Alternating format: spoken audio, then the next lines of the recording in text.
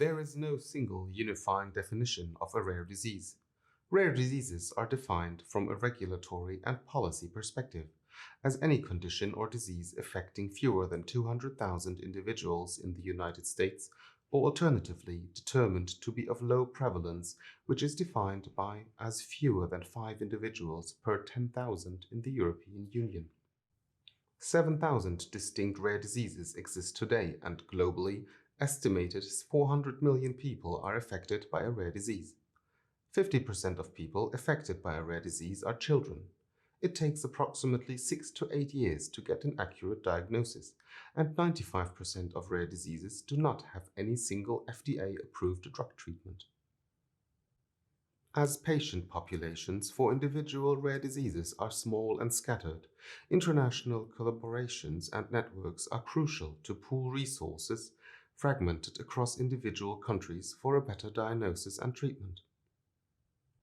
For PCD research in Europe, the EU funded Project BEST-CILIA, Better Experimental Screening and Treatment for Primary Ciliary Dyskinesia, laid the foundation to the current international PCD network covering nearly all European countries and also sites from North and South America and Africa. The main goal of BEST-CILIA was to characterize the clinical course and to improve the diagnosis and treatment of PCD patients in Europe.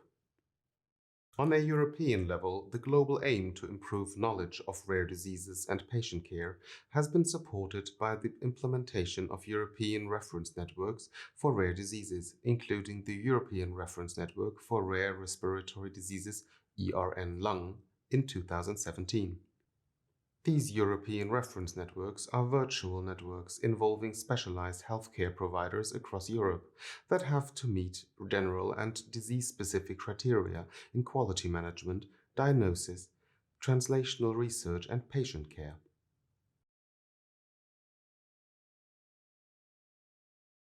The purpose of this training was to enable us to become an expert center on PCD diagnostics in Portugal. At the molecular level, which we did not have before. So by learning how to do immunofluorescence assays in PCD patients, we can now provide a much better diagnostic, much more robust, and more information is given to the clinician.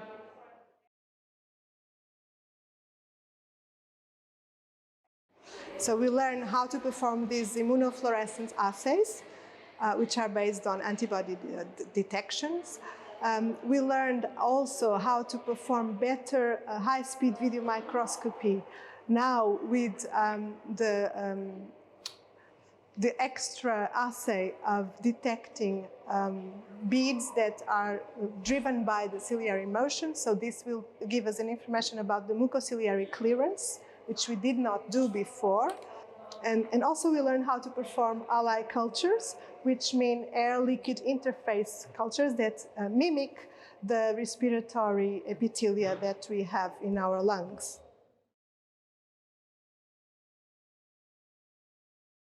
So IF for immunofluorescence, which stands for immunofluorescence, allowed us to further interpret the data.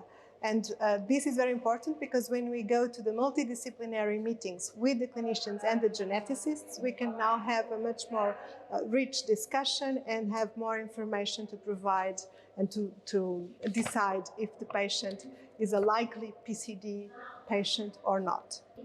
So this training improved a lot what we used to do, because with the immunofluorescence assays, we can now provide better diagnostics and more robust. And we avoid the necessity, or almost all the time, we avoid the necessity of performing electron microscopy diagnostic, which is very time-consuming and very, very extremely expensive to do from Portugal, because we have to send it to another country, and so it becomes very expensive. In this way, we are now more autonomous in providing a more robust diagnostic for the clinician.